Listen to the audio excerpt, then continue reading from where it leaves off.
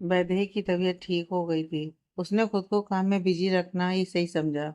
उसने कुछ ऑर्डर लिए और उसे पूरा करने के लिए गई। ध्यान ने वैदेही को कह तो दिया था कि वो उसकी मदद करना चाहता है, लेकिन वो उसकी मदद कैसे करे ये सोच नहीं पा रहा था। वैदेही ने जावेदा से अपनी दवाइयाँ मंगवाई और उसे वो रोज सुबह बिना भूले लेने लगी।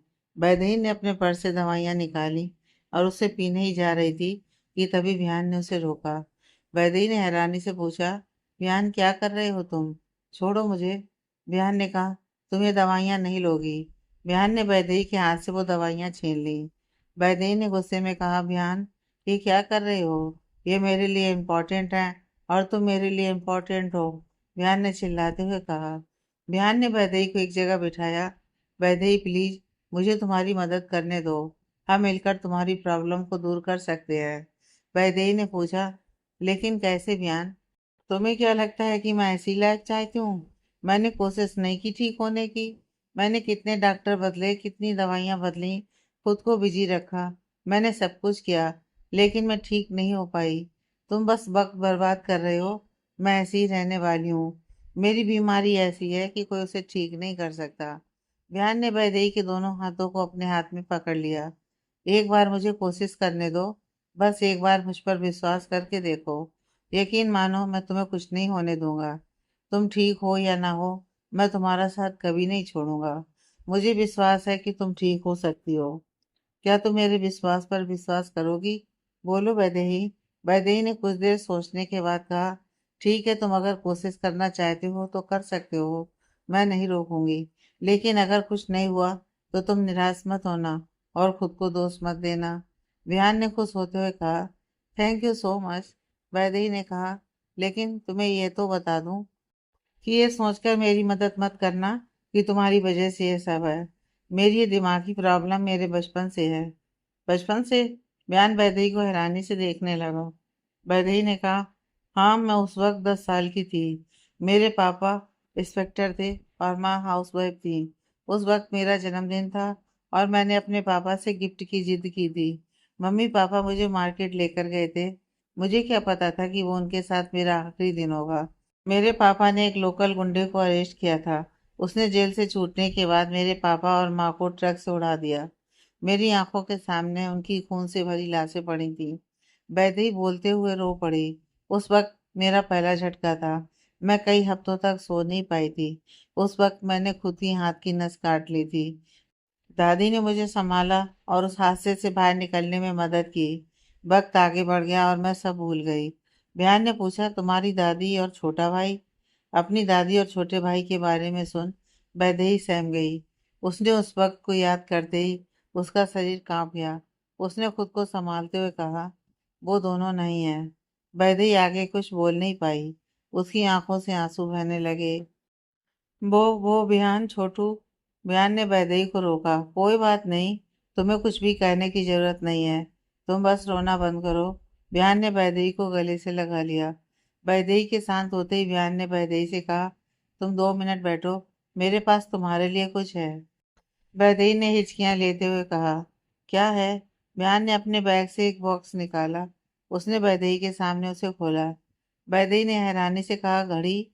बयान ने वैदेही के हाथ में घड़ी को पहनाते हुए कहा, यह घड़ी नहीं है, यह मेरी तरफ से तुम्हारी तरफ पहला कदम है। ये साधारण घड़ी नहीं है। मैंने खास तौर पर यह तुम्हारे लिए बनवाया है।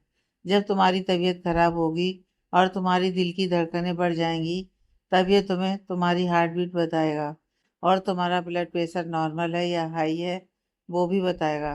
वो सब मेरे हाथ में घड़ी है, मुझे भी यही दिखाएगी।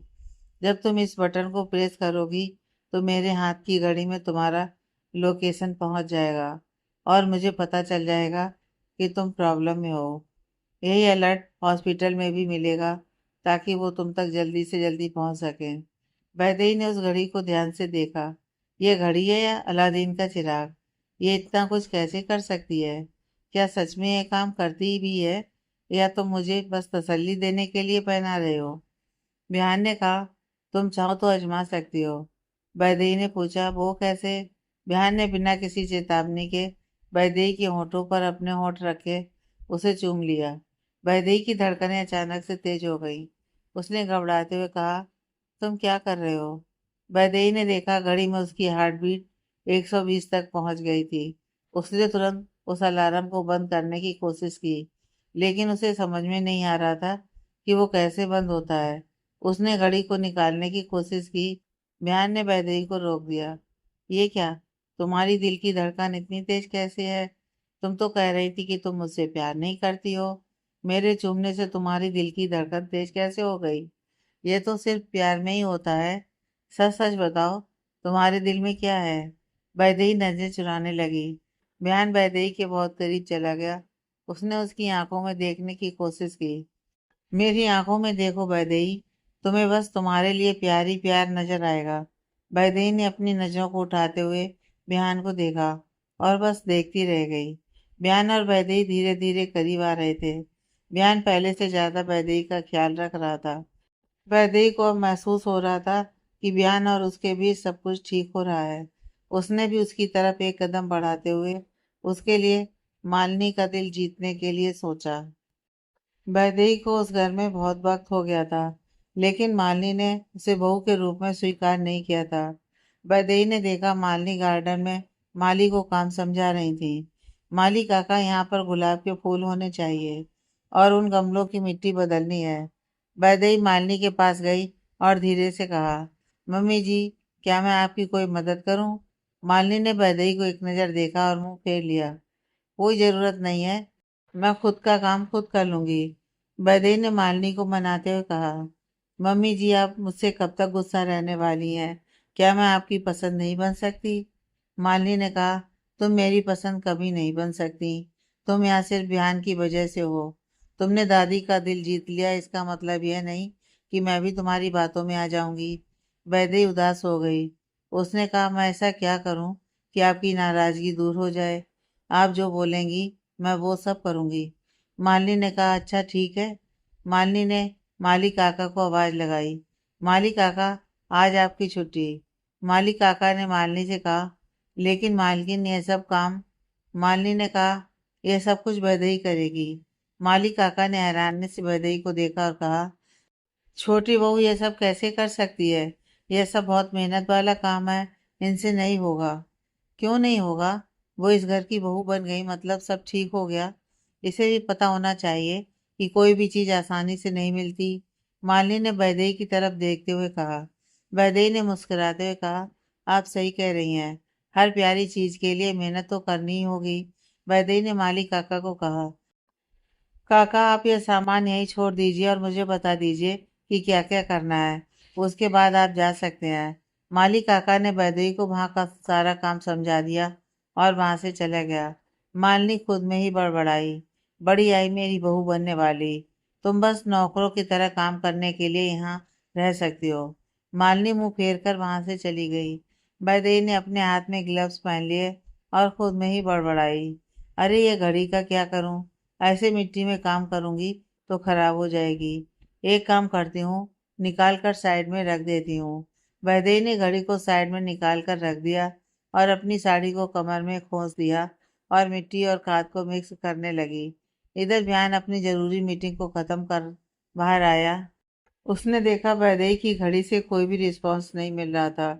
उसने तुरंत वैदेही को कॉल किया, लेकिन वो उठा नहीं रही थी। बिहान को बहुत घबराहट हो रही थी।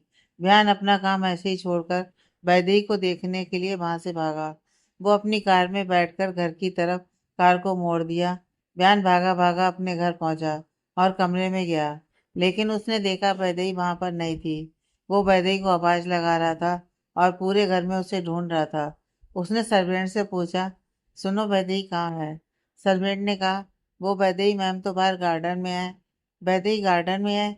यह जानकर वो बाहर की तरफ भागा। उसने देखा वैदेही वहां पर गमलों में नए पौधे लगा रही थी। बिहान ने उसे पुकारा, वैदेही। वैदेही ने बिहान को जैसे ही देखा वो बहुत खुश हो गई। बिहान, तुम इतनी जल्दी आ गए। अच्छा हुआ तुम आ गए। देखो, आज मैंने गुलाब के पौधे लगाए हैं और साथ में अमरूद का पेड़ और एक आम का भी पेड़ है। बयान तुरंत वैदेही के पास गया और उसके गले से लग गया।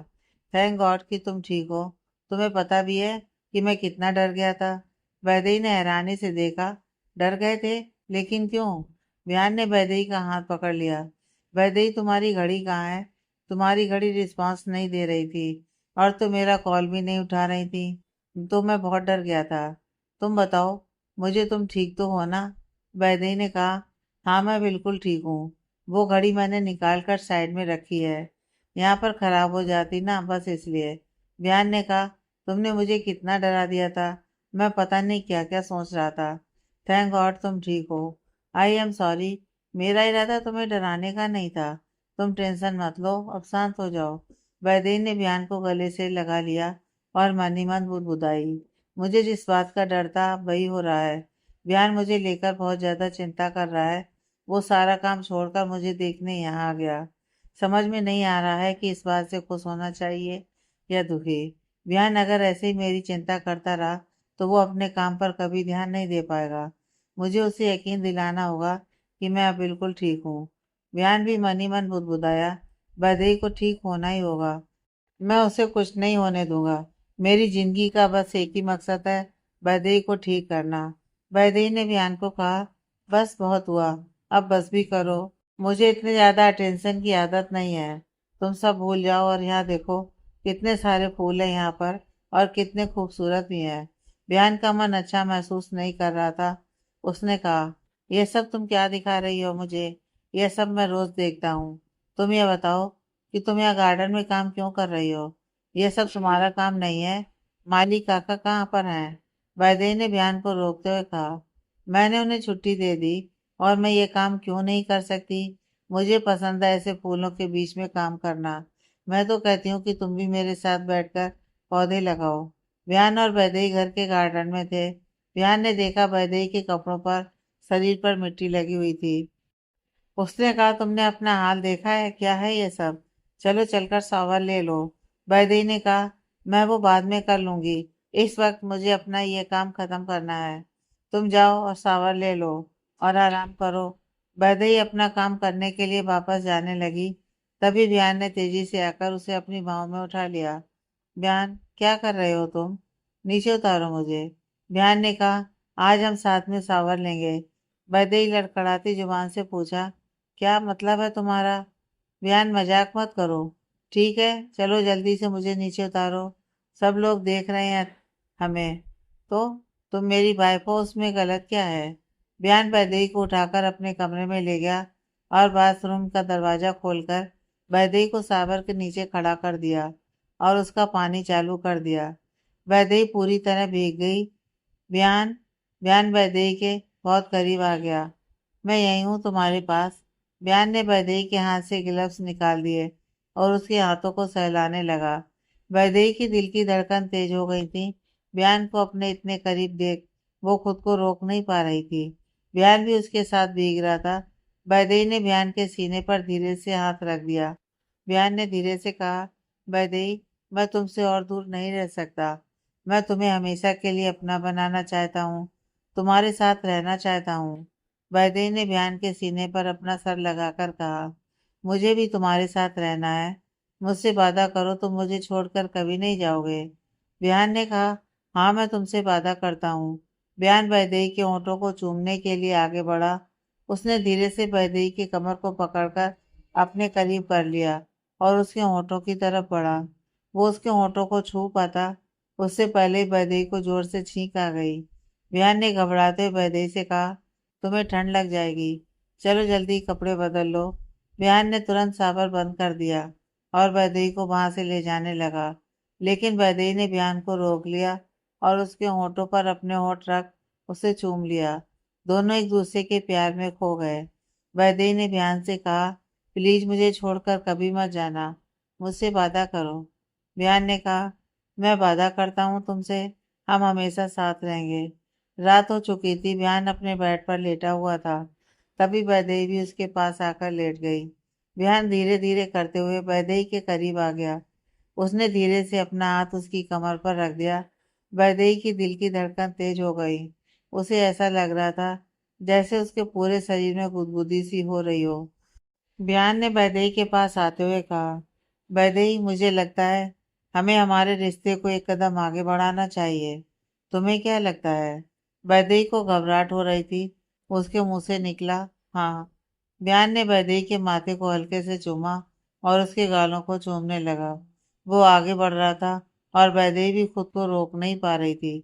उसने खुद को बयान के हवाले कर दिया। प्यार के उस खूबसूरत पल को उन्होंने कभी न भूलने वाले पल में बना दिया। अगली सुबह जब वैदेही की नींद खुली तो उसने अपने शरीर पर कपड़े के नाम पर बस एक पतली सी चादर ओढ़कर रखी थी। उसने बगल में बिहान को बिना कपड़ों में देखा, जो उसे ही देख रहा था। उसने खुद का मुंह छुपाते हुए शर्माने लगी। बिहान ने उसे अपनी बाहों में भरते हुए कहा, आई लव यू वैदेही। आज मेरी लाइफ का सबसे खूबसूरत दिन है। मैं ऐसे ही रोज तुम्हारा चेहरा देखकर दिन की शुरुआत करना चाहता हूँ। वैदेही ने कहा, मैं भी। वैदेही वहां से उठकर जाने लगी, लेकिन बिहान ने उसे पकड़कर अपनी बाहों में जकड़ लिया।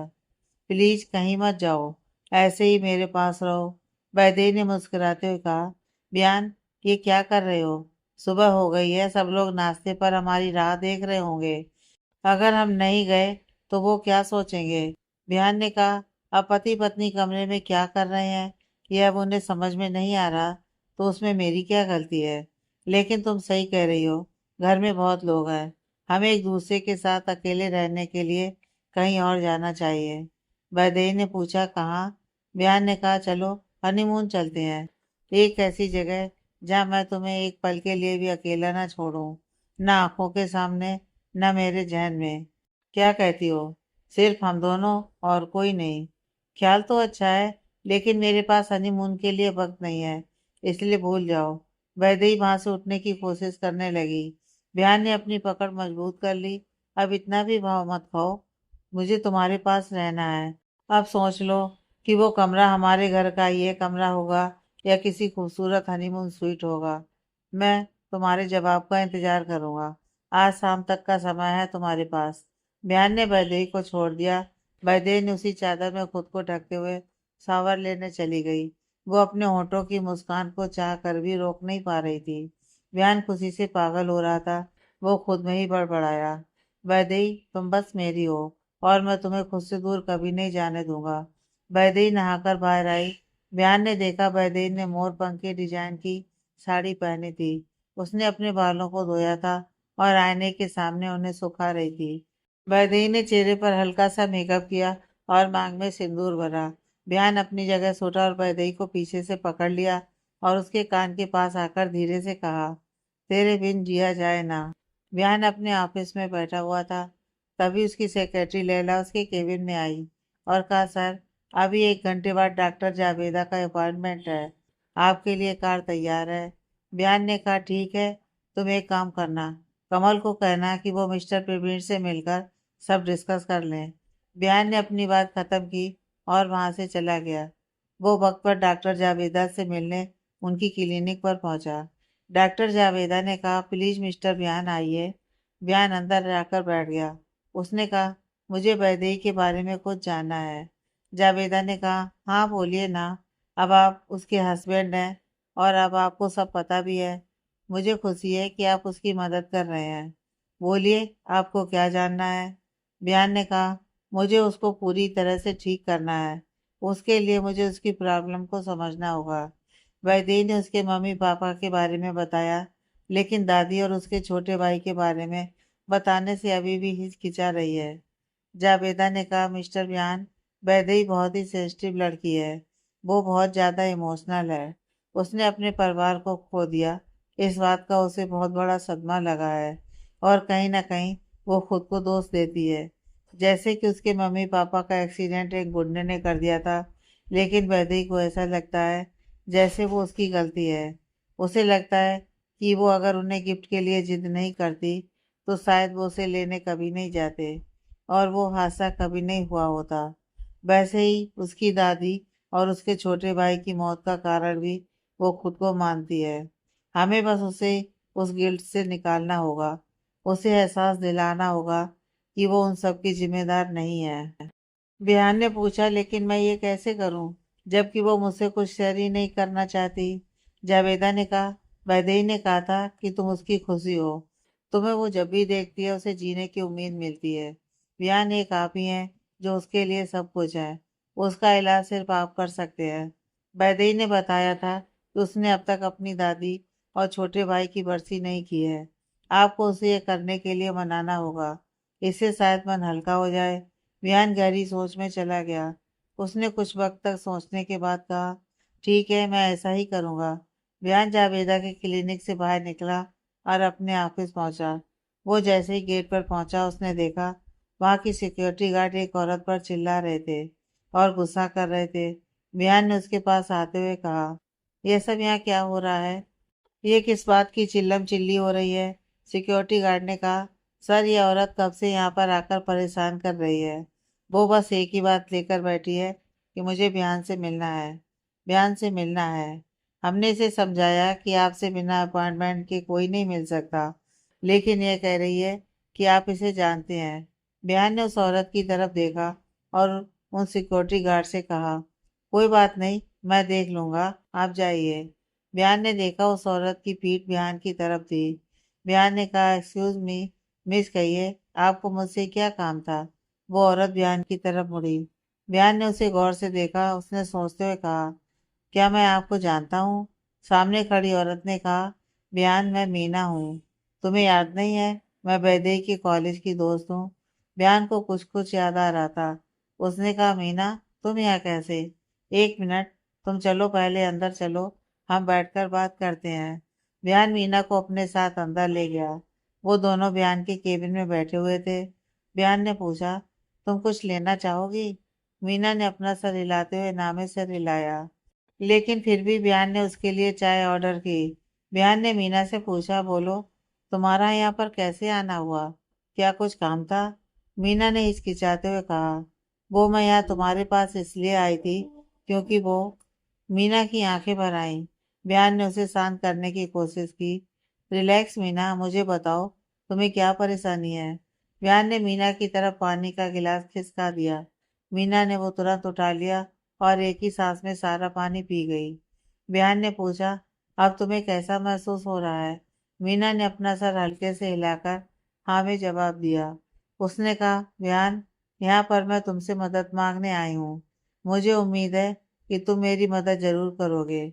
बयान ने पूछा, ठीक है, अगर मेरे हाथ में रहा तो मैं मदद जरूर करूँगा। मीना थोड़ी देर तक सोचती रही। उसके बाद वो अचानक से उठकर खड़ी हो गई। वो तेजी से जाकर बयान के पैरों में गिर गई। वो रोने लगी। बयान, अब सिर्फ तुम मेरी मदद कर सकते हो। मेरे पति आखिरी सांसें गिन रहे हैं और उनकी आखिरी इच्छा है तुमसे मिलने की। मीना की बात सुन बयान सोच में पड़ गया। तुम्हारा पति? तुम्हारा पति मुझसे क्यों मिलना चाहता है? क्या वो मुझे जानता है? मीना ने हिचकिचाते हुए कहा, हाँ, वो तुम्हें बहुत अच्छे से जानता है। जब उसे पता चला कि तुम अमेरिका से इंडिया वापस आ गए हो तो वो तुमसे मिलने के लिए पागल हो रहा था। लेकिन इस वक्त वो खुद चलकर तुम्हारे पास नहीं आ सकते, इसलिए मैं यहाँ तुम्हें बुलाने के लिए आई हूँ। बयान ने हैरानी से पूछा, कौन है तुम्हारा पति और वो मुझे कैसे जानता है? क्या नाम है उसका? मीना ने हिचकिचाते हुए कहा, वो राहुल, तुम्हारा दोस्त राहुल, जो तुम्हारे साथ कॉलेज में पढ़ता था। मैं उसी राहुल की पत्नी हूँ जिसने वैदेही पर इल्जाम लगाया था कि वो उसके पीछे पड़ी थी पैसों के लिए। बयान ने गुस्से में अपने हाथ की मुट्ठी कस ली। राहुल? बयान के सामने मीना हाथ जोड़कर खड़ी थी। वो बयान को मना रही थी। बयान, राहुल की तबीयत बहुत खराब है और वो तुमसे मिलना चाहता है। राहुल का नाम सुनकर बयान को बहुत गुस्सा आया और उसने गुस्से में वहां पर रखे कांच के गिलास को उठाकर नीचे फेंक दिया। उसने कहा, कितने वक्त से तुम्हें ढूंढ रहा हूँ, आखिरकार तुम मुझे मिल ही गए। उसने मीना को गुस्से भरी आंखों से देखा। राहुल से कहना मैं उससे मिलने जरूर आऊंगा, वो मेरा इंतजार करे। मीना वहां से चली गई। बयान खुद में ही बड़बड़ाया, तुमने वैदेही को बहुत तकलीफ दी है, मैं तुम्हें छोड़ूंगा नहीं। बयान वापस घर आ गया। उसने देखा वैदेही कमरे में बैठी किताब पढ़ रही थी और हंस रही थी। वैदेही को यूं खिलखिलाते हुए देख वो खुद में ही बड़बड़ाया, क्या मुझे राहुल के बारे में इसे बताना चाहिए या नहीं? वो कितनी खुश दिख रही है, उसका नाम भी लूंगा तो भी वो उदास हो जाएगी। मुझे उसे नाराज नहीं करना। बयान कमरे के अंदर चला गया। उसे देख वैदेही तुरंत अपनी जगह से उठ गई। उसने कहा, तुम इतनी जल्दी आ गए? चलो, अच्छा किया, तुम्हें थोड़ा आराम तो मिलेगा ना। वैदेही ने बयान के हाथ से उसका लैपटॉप का बैग लिया और उसका कोट उतारने में मदद की। तुम जल्दी से फ्रेश हो जाओ, मैं तुम्हारे लिए खाना लगा देती हूँ। वैदेही वहां से जाने लगी, तभी बियान ने उसका हाथ पकड़कर रोक दिया। अभी नहीं, बाद में। तुम यहाँ आओ, मेरे पास बैठो। बियान बेड पर बैठ गया और वैदेही को अपनी गोद में बिठाकर कसकर अपनी बाहों में भर लिया। आज मुझे तुम्हारी बहुत याद आई, वैदेही ने मुस्कुराते हुए कहा। अच्छा, इतनी याद आ रही थी तो एक फोन ही कर लेते। तुम भी ना। अब बोलो, उदास क्यों हो? बियान ने कहा, बस ऐसे ही। वैदेही ने कहा, अच्छा ठीक है, तुम्हें नहीं बताना है तो। लेकिन तुम थक कर आए हो और यहाँ मुझे लेकर बैठ गए। चलो छोड़ो मुझे और जाकर फ्रेश हो जाओ। बियान ने कहा, ठीक है, मैं जा रहा हूँ, लेकिन तुम यहाँ से कहीं मत जाना। मुझे तुम्हारे साथ और बैठना है। वैदेही ने खुद को छुड़ाया और कहा, अच्छा ठीक है, मैं कहीं नहीं जाऊंगी। वैदेही ने बियान को उठाया और धक्का देते हुए वॉशरूम तक ले गई। चलो जल्दी जाओ और जल्दी आओ, मुझे भी तुम्हारे साथ बैठकर बहुत सारी बातें करनी है। बयान बाथरूम में चला गया।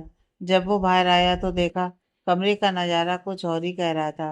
वहां पर कैंडल जल रही थी, उस वजह से बहुत कम रोशनी थी। कमरे में बहुत ही अच्छी खुशबू आ रही थी। वैदेही ने बयान के सामने आते हुए कहा, सरप्राइज, तुम्हें यह सब कैसा लगा? बयान ने कहा, बहुत ही खूबसूरत है, बिल्कुल तुम्हारी तरह। वैदेही ने कहा, आज हम दोनों कैंडल लाइट डिनर करेंगे। चलो आओ, यहाँ पर बैठ जाओ। वैदेही ने बयान को एक जगह बिठा दिया और अपने हाथ से खाना खिलाया। वैदेही बयान के पास बैठ गई। बयान, मुझे पूछना था कि हम हनीमून पर कब जा रहे हैं?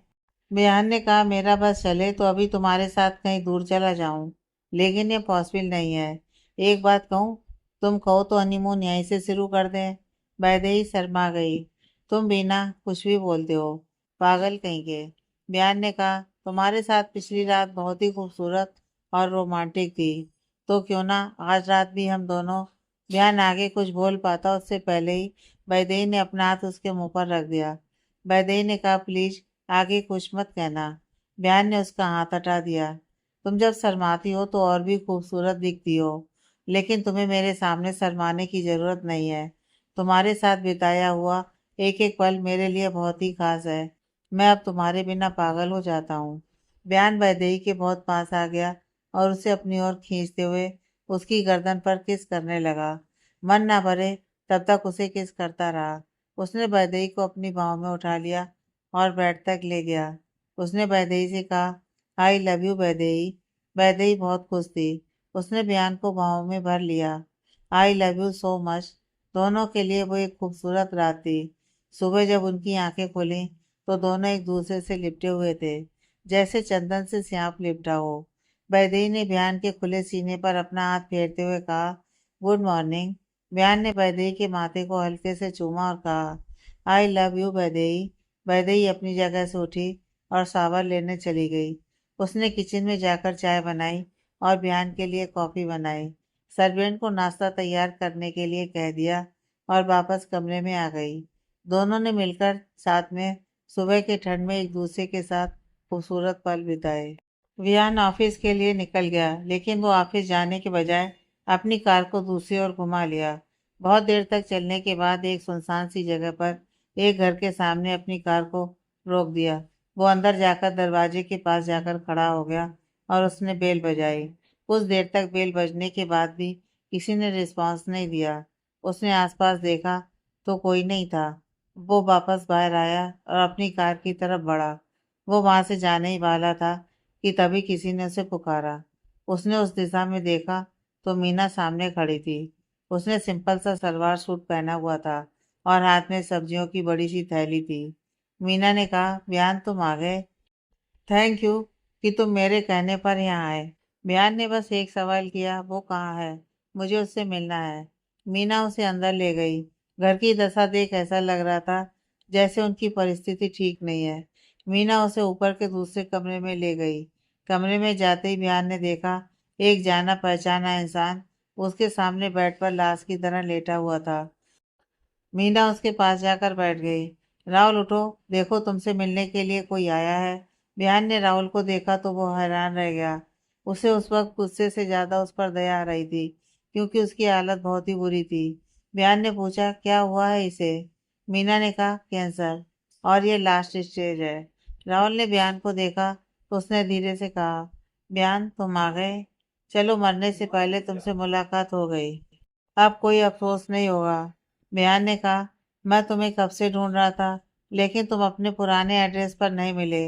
मीना ने कहा, सब कुछ बर्बाद हो गया। पहले इनकी कंपनी में आग लग गई और भारी नुकसान हुआ।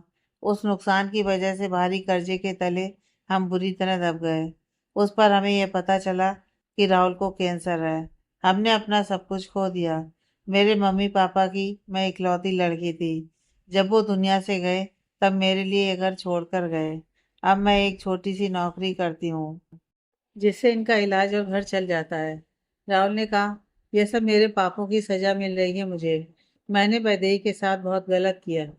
अगर वो जिंदा होती तो मैं उससे माफ़ी मांगता, लेकिन अब ऐसा नहीं हो सकता। इसलिए मैं तुमसे माफ़ी मांगकर सच बताना चाहता हूँ। बयान, वैदेही ने कुछ गलत नहीं किया था। वो मैं था जिसने उसे फंसाया था।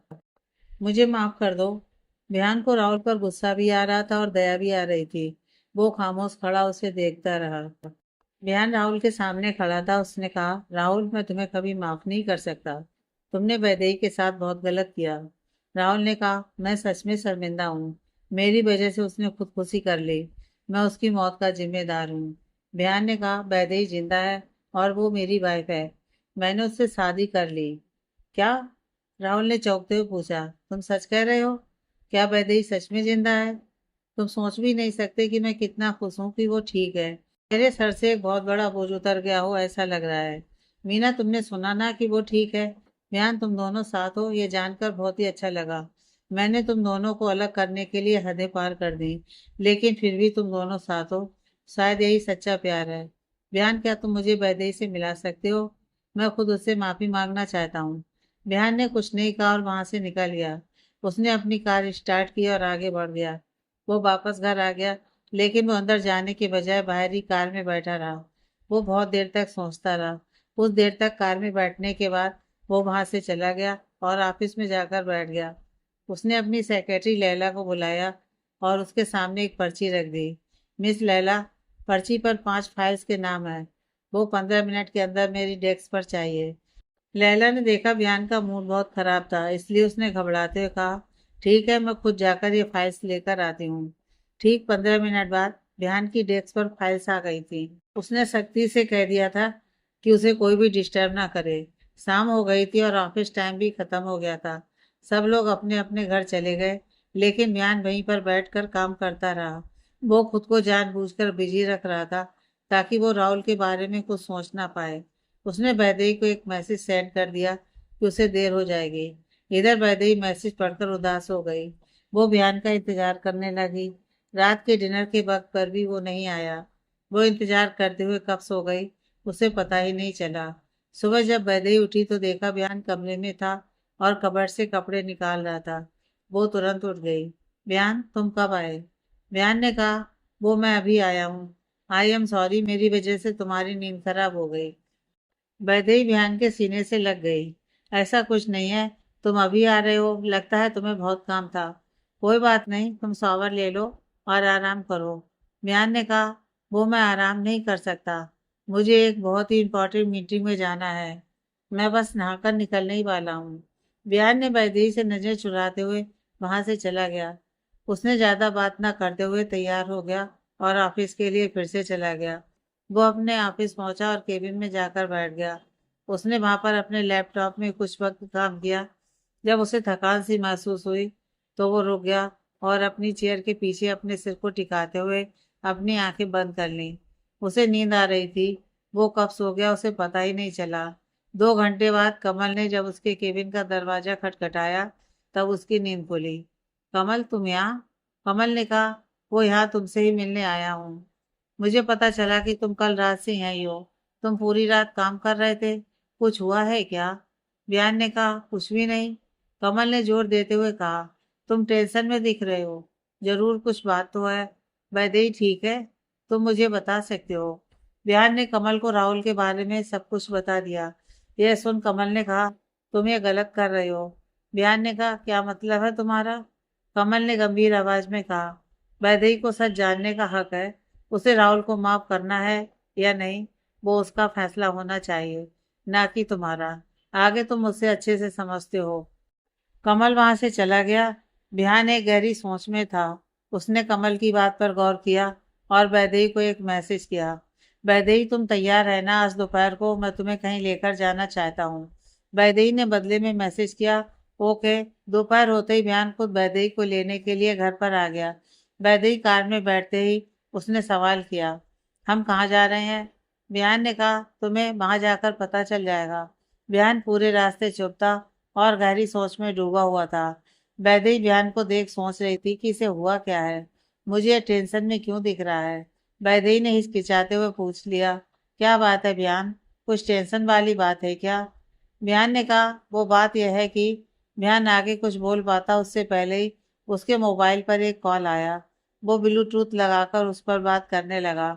बात थोड़ी लंबी चली। जब उसने अपना फोन रखा तब वैदेही ने उससे वही सवाल दोबारा नहीं पूछा। वो ऐसे ही आगे बढ़ते रहे। बिहान ने एक पुराने घर के सामने आकर कार रोक दी। उसने कार से उतरकर वैदेही के लिए दरवाजा खोला। वैदेही आसपास देखती रही। उसने पूछा, बिहान, ये कौन सी जगह है और हम यहाँ क्यों आए हैं? बिहान ने कहा, चलो अंदर चलते हैं। वैदेही ने मन ही मन सोचा, लगता है बिहान ने मेरे लिए बहुत बड़ा सरप्राइज प्लान किया है, लेकिन इतनी दूर लाने की क्या जरूरत थी। वैदेही बिहान के पीछे जाने लगी। बिहान ने दरवाजे की बेल बजाई। वैदेही वहीं उसके पीछे खड़ी थी। दो बेल बजते ही दरवाजा खुला और वैदेही के सामने एक पुराना लेकिन जाना पहचाना चेहरा खड़ा था। वैदेही के मुंह से निकला, मीना। वैदेही के सामने मीना खड़ी थी। वो मीना ने बिहान के साथ जब वैदेही को देखा तो वो तुरंत वैदेही के गले से लग गई। वैदेही, तुम आ गई? मुझे तो सच में यकीन ही नहीं हो रहा है। वैदेही मीना को वहां देखकर चौंक गई थी। वो बस उसे देखती ही रही। 5 साल पहले बिहान वैदेही को झटक कर चला गया था। वैदेही वहीं फर्श पर बैठी बिहान को पुकारते हुए बैठी थी। तभी राहुल उसके पास आकर बैठ गया और तालियां बजाने लगा। उसने हंसते हुए कहा, ये कैसी रही वैदेही? वैदेही ने राहुल को हैरानी से देखा। तुमने ये जानबूझकर किया? राहुल हंसने लगा। तुम्हें क्या लगता है तुम्हारे उस थप्पड़ के बाद मैं तुम्हें इतनी आसानी से जाने दूंगा? आज मैंने अपना बदला पूरा कर लिया। बड़ी बयान बयान करती थी ना, अब देख वो तुझे कैसे छोड़कर चला गया। उसने एक बार भी मुड़कर नहीं देखा। इससे अच्छा तो तुम मेरे ही साथ होती। वैदेही ने वहां पर पड़ी एक तस्वीर को देख उठा लिया। ये तस्वीरें? राहुल ने कहा, ये एडिट की हुई हैं। बयान को इतना गुस्सा आया था कि उसने ध्यान से देखा ही नहीं। उसने तस्वीर देखकर ही पागल हो गया। शायद उसे भी तुमसे दूर जाने की जल्दी थी। अब जाकर मुझे सुकून की नींद आएगी। लेकिन तुम्हें एक और सरप्राइज देना है। तुम्हें पता है, इस समय मेरी किसी ने बहुत मदद की है। अगर तुम मुझसे मिलोगी तो तुम्हारे होश उड़ जाएंगे। वैदेही ने पूछा, कौन है वो? राहुल ने आवाज लगाई, सुनो, चलो बाहर आ जाओ। अब तुम्हें छुपने की कोई जरूरत नहीं है। राहुल के बुलाने पर एक लड़की चलते हुए उसके पास आ गई। उसे देख वैदेही के सच में होश उड़ गए। मीना, तुम? मीना खामोश खड़ी थी। राहुल ने उसके कंधे पर हाथ रखते हुए कहा, तुम्हारा सबसे खास दोस्त, तुम्हारी सखी सहेली ने सिर्फ मेरे एक बार कहने पर तुम्हें बर्बाद करने के लिए मान गई। वैदेही अपनी जगह से उठी और मीना की तरफ बढ़ी। मीना, तुम तो मेरी दोस्त हो ना, तुम मेरे साथ ऐसा कैसे कर सकती हो? मीना ने कहा, मेरे पास और कोई रास्ता नहीं था। मैं राहुल को पसंद करती हूँ। उसकी खुशी के लिए मुझे यह करना पड़ा। वैदेही ने चिल्लाते हुए कहा, तुम ऐसा कैसे कर सकती हो? तुमने मेरी पीठ पर छुरा घोंपा है। मैंने तुम पर भरोसा किया था। मीना ने कहा, तुम तो एक अमीर लड़के को पकड़कर बैठ गई। और मेरा क्या? राहुल मुझे वो सारी चीजें दे सकता है जो मैं चाहती हूँ। उसके लिए मुझे कुछ भी करना पड़े तो मैं करूँगी। और वैसे भी तुम्हारे साथ रहकर मैं कुछ हासिल नहीं कर पाती। राहुल और मीना वहां से चले गए। वैदेही खुद को संभाल नहीं पा रही थी। अचानक से वैदेही के कानों में एक जानी पहचानी सी आवाज सुनाई दे रही थी। बिहान उसे आवाज लगा रहा था और वो सुन वो होश में आ गई। Present time. बिहान ने वैदेही को आवाज लगाई, वैदेही, वैदेही। बिहान की आवाज सुन वैदेही होश में आई और बिहान को सवालिया नजरों से देखा। बिहान, ये यहाँ क्या कर रही है? बिहान ने कहा, तुम अंदर चलो, तुम्हें बताता हूँ। बिहान वैदेही को पकड़कर अपने साथ अंदर ले गया। वो सीधे राहुल के कमरे में गया, जहाँ राहुल एक चेयर पर बेहाल सा बैठा हुआ था। उसे देख वैदेही का पूरा शरीर कांपने लग गया। वैदेही ने नाराजगी से पूछा, बयान, तुम ऐसा कैसे कर सकते हो? बयान ने कहा, वैदेही, पहले मेरी बात सुनो। बयान आगे कुछ बोल पाता उससे पहले ही राहुल ने बीच में बोल दिया, मैंने उससे कहा था कि तुम्हें यहाँ लेकर आए। वैदेही, मैं तुमसे माफी मांगना चाहता हूँ। वैदेही ने कहा, बयान, अगर मुझे पता होता कि तुम मुझे यहाँ लेकर आ रहे हो तो मैं पहले ही मना कर देती। अब चलो, मुझे यहाँ एक पल नहीं रुकना। वैदेही वहां से जाने लगी, तभी बयान ने उसे रोका। वैदेही, रुक जाओ, एक बार उसकी बात तो सुन लो। वैदेही ने कहा, क्यों? क्यों बयान? मुझे तुमसे ये उम्मीद नहीं थी। तुम्हारी हिम्मत भी कैसे हुई मुझे यहाँ इन लोगों के बीच यहाँ लाने की? मुझे यहाँ नहीं रुकना, मुझे जाने दो यहाँ से। बयान ने उसे रोका। वैदेही, रुको, एक बार उनकी बात तो सुन लो, वो माफी मांगना चाहता है। वैदेही अचानक से शांत हो गई और राहुल की तरफ देखा। क्या? तुम मुझसे माफी मांगना चाहते हो? इसका मतलब तुम्हें अब पछतावा हो रहा है? राहुल ने कहा, वैदेही, मैं बहुत शर्मिंदा हूँ। आज मुझे जब कैंसर हुआ तब जाकर मुझे एहसास हुआ कि मैंने तुम्हारे साथ कितना गलत किया। मेरी ये जिंदगी ज्यादा वक्त के लिए नहीं है। वैदेही ने बड़े ही शांत भाव से पूछा, क्या कहा, कैंसर? तुम्हें कैंसर है? अचानक से वैदेही जोर जोर से हंसने लगी। वैदेही को यूं हंसता देख सब लोग उसे बड़ी हैरानी से देखने लगे। बयान ने पूछा, वैदेही, तुम ये क्या कर रही हो? हंस क्यों रही हो तुम? वैदेही ने हंसते हुए कहा, मैं तुम लोगों की बेवकूफ़ी पर हंस रही हूँ। अच्छा प्लान बनाया तुम सबने।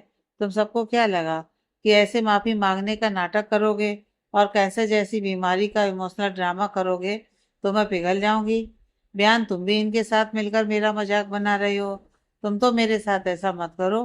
बयान ने कहा, तुम गलत समझ रही हो वैदेही। मैं बस चाहता हूँ तुम उसे माफ कर दो और लाइफ में आगे बढ़ो। मैं तुम्हें खुश देखना चाहता हूँ। तुम अपने अतीत को पकड़ कर बैठी हो, छोड़ दो उसे और आगे बढ़ो। वैदेही की आंखों में आंसू आ गए।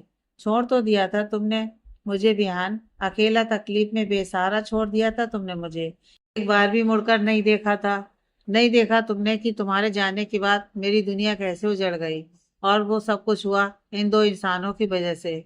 इसने सिर्फ तुम्हें ही मुझसे अलग नहीं किया था, ये कातिल है मेरे छोटे भाई और दादी का। इसकी वजह से जान गई उनकी। वैदेही ने राहुल और मीना को देखते हुए कहा, क्यों, मैं सही कह रही हूँ ना? बयान ने पूछा, ये क्या कह रही हो तुम? वैदेही ने बयान से कहा, क्यों, तुम्हारे प्यारे जिगरी दोस्त ने तुम्हें नहीं बताया कि इसने मेरे परिवार के साथ क्या किया था? कोई बात नहीं, मैं बताती हूँ। मेरा छोटा भाई, वो बस 12 साल का था। वो अचानक से बेहोश हो गया। जब मैं उसे डॉक्टर के पास लेकर गई, उन्होंने कहा कि इमरजेंसी ऑपरेशन करना होगा क्योंकि उसके दिमाग में गांठ है। मुझे पैसों की जरूरत थी और मैं तुम्हें ढूंढते हुए आई, लेकिन तुम उस वक्त अपने गांव दादी के पास गए थे। उस वक्त इसने एक दोस्त की तरह मेरे सामने अपना हाथ बढ़ाया। इसने कहा कि वो मेरे भाई के इलाज के लिए पैसे देगा, लेकिन मुझे क्या पता था कि इसके दिल में तो बदला लेने की साजिश हो रही थी। इसने मीना के साथ मिलकर एडिट की हुई फोटो तुम्हें दिखाई और तुम इनकी बातों में आ गए। वैदेही रो रही थी। उसने बयान से कहा, बयान, इसने मुझे मेरे भाई के इलाज के लिए पैसे देने का वादा किया था, लेकिन इसने वो मुझे नहीं दिए और उस वजह से उसका इलाज वक्त पर नहीं हो पाया और उसने अस्पताल में अपना दम तोड़ दिया। मुझे बताओ बयान, 12 साल क्या ये उम्र है मरने की? वो ठीक हो सकता था अगर वक्त पर उसका इलाज हुआ होता, लेकिन इस इंसान की वजह से वो मर गया, सिर्फ और सिर्फ इसकी वजह से। तुम्हारे वहां से जाने के बाद जब मैं अस्पताल गई तो मुझे वहां पर सिर्फ एक लाश नहीं मिली, बल्कि दो लाशें मिली। एक मेरे छोटे भाई की तो दूसरी मेरी दादी की, जिसने अपनी आंखों के सामने अपने पोते को मरते देखा और वो ये सब सह नहीं पाई और दिल के दौरे से उनकी जान चली गई। वैदेही को इस तरह दर्द में तड़पता देख बिहान की आंखों में आंसू आ गए। वो वैदेही को संभालने के लिए आगे बढ़ा, लेकिन वैदेही ने उसे रोक दिया। पास मत आना। तुम चाहते थे ना कि मैं इसे माफ कर दूं और लाइफ में आगे बढ़ूं। अब मुझे बताओ कि मुझे इस इंसान को माफ करना चाहिए या नहीं। आज मैं जिस हालत में हूँ, जिस तकलीफ में हूँ, बस इसकी देन है। अगर तुम्हें अब भी लगता है कि मुझे इसे माफ कर देना चाहिए तो मैं समझ जाऊंगी कि तुम्हारे लिए आज भी वो सही है और मैं गलत। और अगर ऐसी बात है तो मुझे नहीं लगता कि हम कभी साथ रह पाएंगे। बयान ने कहा, प्लीज वैदेही, ऐसा मत कहो। मैं तो बस तुम्हें। बयान बोलते हुए चुप हो गया। मीना ने बीच में बोलते हुए कहा, वैदेही, वो अब अपनी आखिरी के कुछ दिन जी रहा है। उसे पछतावा है। क्या मरने से पहले तुम उसे माफ नहीं कर सकती? वैदेही ने गुस्से में मीना को देखा। क्या कहा? मरने वाला है? यह इंसान इतनी आसानी से मर नहीं सकता। सुना मिस्टर राहुल, तुम इतनी आसानी से कैसे मर सकते हो? तुम्हें जीना होगा। बोलो, तुम्हारे इलाज के लिए तुम्हें कितने पैसों की जरूरत है? बड़े से बड़े डॉक्टर को बुलाकर तुम्हारा इलाज करवाऊंगी मैं, लेकिन तुम्हें मरने नहीं दूंगी। जैसे मैं तड़प तड़प कर जिंदा हूं ना, वैसे ही तुम्हें भी जिंदा रहना होगा। मैं भगवान से बस एक चीज मांगती थी कि मुझे मरना है, लेकिन उसके बाद भी मैं मर नहीं पाई। तो तुम कैसे मर सकते हो? बिना किसी गलती के मैंने अपना सब कुछ खो दिया, तो फिर तुम इतनी आसानी से छूट कैसे सकते हो? मेरी बद्दुआ है तुम्हें, तुम कभी मरोगे नहीं, बल्कि तड़प तड़प कर जियोगे। बयान ने वैदेही को रोका। बस करो वैदेही, तुम्हारी तबीयत खराब हो जाएगी। वैदेही ने बयान को कहा, ज्यादा से ज्यादा क्या होगा, मैं मर जाऊंगी। अब कहाँ जिंदा हूं मैं जिससे प्यार करती हूँ वो मुझसे दूर हो गया है। तुम भी तो मुझे छोड़कर चले गए थे ना। तुम तो मेरी आखिरी उम्मीद थे बयान। लेकिन कोई नहीं है जो मुझे समझता हो। तुम भी नहीं। वैदेही वहां से जाने लगी। बयान उसके पीछे जाने लगा। वैदेही सीढ़ियों से नीचे उतरकर बाहर आ गई। वो इतना रो चुकी थी, उसे बहुत थकान सी महसूस हो रही थी। वो चाहते हुए भी खुद को संभाल नहीं पाई और वो चक्कर खाकर गिर पड़ी। बयान भागता हुआ उसके पास आया। वैदेही, वैदेही। बयान ने तुरंत वैदेही को उठाया और कार में बिठाया और तुरंत हॉस्पिटल ले गया। डॉक्टर ने वैदेही का चेकअप किया। वैदेही का बीपी हाई था।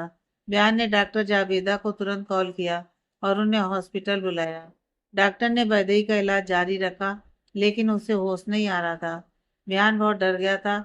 डॉक्टर ने बयान से कहा, मिस्टर बयान, अब मिसेस वैदेही ठीक है, लेकिन उन्हें होश में आने में थोड़ा वक्त लगेगा। बयान वैदेही के पास जाकर बैठ गया। I am sorry Vaidehi, I am sorry. मैंने तुम्हें बहुत चोट पहुंचाई है। अब तो मैं खुद को कभी माफ नहीं कर सकता। प्लीज तुम पहले ठीक हो जाओ, उसके बाद तुम जैसा चाहती हो मैं वैसा तुम्हारे लिए बनकर दिखाऊंगा। मैं तुम्हें खोना नहीं चाहता। प्लीज मेरी गलती की इतनी बड़ी सजा मत दो मुझे। कुछ 4 घंटे बाद वैदेही को होश आया। वैदेही ने जैसे ही अपनी आंखें खोली, उसने अपने सामने बयान को देखा। बयान ने खुश होते हुए कहा, वैदेही तुम्हें होश आ गया, अब कुछ अच्छा महसूस हो रहा है। वैदेही ने बयान से मुंह फेर लिया। तुम यहाँ क्यों हो? जाओ यहाँ से। बयान ने वैदेही से कहा, तुम प्लीज गुस्सा मत करो। तुम होश में आ गई हो, यह बात मैं डॉक्टर को बताकर आता हूँ। बयान वहां से चला गया। वो डॉक्टर को लेकर वापस आया तो देखा वैदेही अपनी जगह पर नहीं थी। बयान वैदेही को सब जगह ढूंढने लगा, लेकिन वो कहीं भी दिखाई नहीं दे रही थी। डॉक्टर के कहने पर सिक्योरिटी गार्ड ने वहां के सीसीटीवी कैमरे चेक किए, जिससे पता चला कि वो हॉस्पिटल से बाहर चली गई है। बयान हॉस्पिटल के बाहर आ गया और वैदेही जिस तरफ गई थी उस तरफ ढूंढने लगा। उसे वहां के एक दुकानदार ने वैदेही की फोटो देख बताया कि वैदेही ने वहां से ऑटो पकड़ा है। बयान उसे ढूंढता हुआ आगे बढ़ा। वो आगे गया तो उसे वैदेही जिस ऑटो में बैठी थी वो मिल गया और वैदेही उसमें अभी भी बैठी हुई थी, लेकिन उसने वैदेही को नहीं रोका और उसका पीछा करने लगा। वैदेही ने एक जगह जाकर ऑटो रोक दिया और एक गली में आगे बढ़ गई। वो कमजोर सी आगे बढ़ती रही। बहुत देर तक चलने के बाद वो एक पुराने घर के पास आकर खड़ी हो गई। बयान ने देखा वो बहुत देर तक वहीं खड़ी रही। वो घर को देखकर ऐसा लग रहा था जैसे वहां पर कोई नहीं रहता होगा। बाहर पूरे जाले लगे हुए थे और धूल जम गई थी। वैदेही आगे बढ़ी और वहां की हर चीज को छूकर देखने लगी। वैदेही ने देखा वहां पर ताला लगा था। वैदेही ने उस ताले को खींचने की कोशिश की। वैदेही एक पुराने घर के बाहर खड़ी थी और वो उसके दरवाजे पर लगे ताले को तोड़ने की कोशिश कर रही थी। जब वो ताला नहीं टूटा तो वो गुस्से से चिल्लाने लगी। बयान जो उसे छुपकर देख रहा था वो भागता हुआ उसके पास आ गया। वैदेही, रुक जाओ, ये क्या कर रही हो? वैदेही ने बयान को देखा। तुम यहाँ कैसे आए? तुम्हें कैसे पता चला कि मैं यहाँ हूँ? बयान ने कहा, मैं तुम्हारा पीछा करते हुए यहाँ आया हूँ। वैदेही ने नाराज होकर कहा, चले जाओ यहाँ से, मुझे तुमसे कोई बात नहीं करनी। बयान ने कहा, तुम गुस्सा मत हो, मैं तो बस तुम्हारे लिए यहाँ हूँ। वैदेही ने कहा, अच्छा ठीक है, तो क्या तुम मेरे लिए इस ताले को तोड़ोगे? मुझे अंदर जाना है। वैदेही के सिर्फ एक बार कहने पर बयान ने ताला तोड़ दिया। दरवाजा खुलते ही वैदेही अंदर गई और सब जगह देखने लगी। अंदर का हाल तो बाहर से भी बुरा था। हर जगह धूल जमी हुई थी और जाले लगे हुए थे। उसने कहा, ये देख रहे हो बयान, ये खंडर की तरह दिखने वाला ये मकान कभी घर हुआ करता था। वो वहां देख रहे हो तुम, वहां मेरी दादी पूजा किया करती थी और वो छोटा सा झूला, उस पर मेरा भाई खेलता था और यहाँ मैं अपनी पढ़ाई करती थी। हमारा छोटा सा परिवार आज नहीं है और ये घर अब खंडर बन गया है। ये अच्छी यादें भी तकलीफ देती हैं। मैं रोना नहीं चाहती, फिर भी आंसू निकल ही आते हैं। बयान खामोशी से बदेई की बात सुनता रहा। वो बोलती रही और वो सुनता गया, जैसे बरसों से अंदर दबे जज्बात बाहर आ रहे हों। बैदेई ने कहा, क्या मैं खुश रहना डिजर्व नहीं करती बयान? क्यों हर कोई मुझे छोड़कर चला जाता है? बयान ने बैदेई को गले से लगा लिया। मैं तुमसे बहुत प्यार करता हूँ और मैं तुम्हें छोड़कर कभी नहीं जाऊंगा। हम दोनों हमेशा साथ रहेंगे, यह वादा है मेरा तुमसे। बयान बैदेई को घर ले आया। बैदेई अपने कमरे में खामोश बैठी रही। उसने एक शब्द नहीं कहा। 2 दिन तक वो अपने कमरे से बाहर नहीं निकली। बयान की दादी को उसकी फिक्र हो रही थी। वो बैदेई के कमरे में आ गई। वैदेही ने जब दादी को देखा तो वो तुरंत उठ गई। दादी, आप यहाँ? दादी ने कहा, एक ही घर में रहते हैं, उसके बाद भी मुझे तुम्हारा चेहरा देखने को नहीं मिलता, इसलिए मैं खुद तुम्हारे पास आ गई। वैदेही ने हिचकिचाते हुए कहा, वो दादी, मेरी तबीयत ठीक नहीं है, इसलिए। दादी बेड पर बैठ गई और वैदेही से कहा, यहाँ बैठो मेरे पास। दादी के कहने पर वैदेही उनके पास बैठ गई। दादी ने अपनी गोद दिखाते हुए कहा, यहाँ आओ और मेरी गोद में सर रखकर सो जाओ। वैदेही ने दादी को हैरानी से देखा कि वो ऐसा करने के लिए क्यों कह रही हैं। दादी ने कहा, चलो, सोच क्या रही हो, चलो आओ। वैदेही दादी की गोद में सर रखकर लेट गई। दादी, बहुत अच्छा लग रहा है। दादी ने कहा, हाँ मैं जानती हूँ, तुम्हारी भी दादी थी और तुम उनसे बहुत प्यार करती थी। मैं चाहती हूँ कि तुम आज मुझे अपनी दादी समझकर अपने दिल की सारी बात करो। वैदेही खामोश थी। उसने खुद को समेटे हुए कहा, आपको पता है दादी, जब आप हमें अपने हाथों से खाना खिलाती थी ना, तो मुझे बहुत अच्छा लगता था।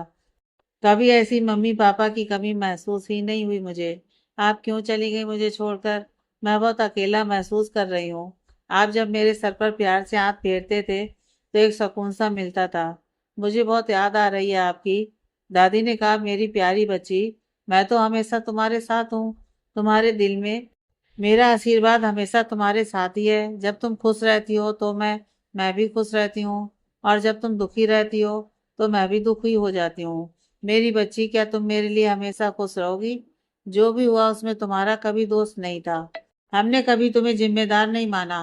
तुम्हें एक और मौका मिला है आगे बढ़ने का, खुश रहने का। तुम्हारे पास अब एक परिवार है। तुम्हें अब अपने परिवार को बांध कर रखना है, उन्हें खुश रखना है।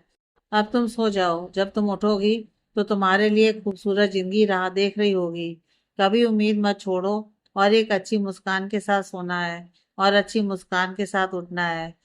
दादी वैदेही के सर पर प्यार से हाथ फेरते हुए सहलाती रही। वैदेही को बहुत ही अच्छी नींद आ गई। अगले दिन सुबह बिहान की नींद खुली तो देखा वैदेही कमरे में नहीं थी। उसने देखा टेबल पर उसके ऑफिस जाने के कपड़े रखे हुए थे। बिहान ने शॉवर लिया और तैयार हो गया। वो नीचे आया तो देखा सब लोग नाश्ते की टेबल पर थे और वैदेही सबके लिए नाश्ता परोस रही थी। बिहान को बहुत दिनों बाद कुछ अच्छा महसूस हुआ। अरविंद ने बिहान से कहा, बिहान, मेरा नाश्ता हो गया है, मैं ऑफिस जा रहा हूँ, तुम पीछे से आ जाना। बिहान ने कहा, ठीक है। दादी ने कहा, मेरा नाश्ता भी हो गया, मालिनी मुझे कमरे तक लेकर चलो।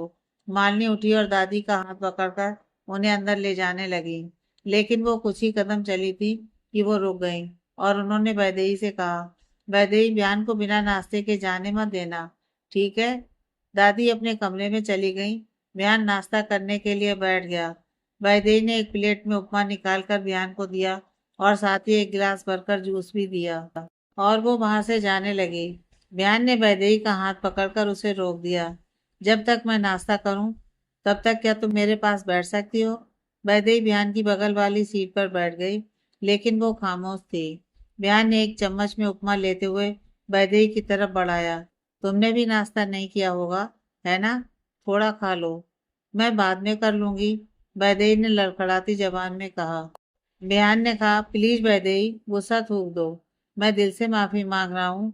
मैं मानता हूँ कि मेरी गलती है। क्या मेरी गलती सुधारने का एक मौका नहीं दोगी? वैदेही खामोश थी। मेरे लिए ये सब आसान नहीं है, मैं कुछ भूल नहीं सकती। बयान ने कहा, अच्छा ठीक है, तुम जैसा चाहती हो मैं वैसा ही करूँगा। तुम बोलो कि मैं तुम्हारे लिए ऐसा क्या करूँ जिससे तुम खुश हो जाओ। वैदेही ने कहा, बीते कुछ सालों में मैं जब भी उदास होती थी तो मैं वहाँ के एक अनाथ आश्रम में बच्चों से मिलने चली जाती थी। इस बार क्रिसमस आ रहा है और मैं अपनी ओर से कुछ करना चाहती हूँ। मैं वहाँ जाना चाहती हूँ। क्या मैं जा सकती हूँ? बयान ने कहा, ऐसा क्यों लग रहा है जैसे तुम मुझसे भाग रही हो? वैदेही ने कहा, ऐसा कुछ नहीं है, मैं बस कुछ वक्त के लिए अकेले रहना चाहती हूँ। बयान ने कहा, ठीक है, तुम जाना चाहती हो तो मैं तुम्हें नहीं रोकूंगा। आगे की कहानी नेक्स्ट पार्ट में।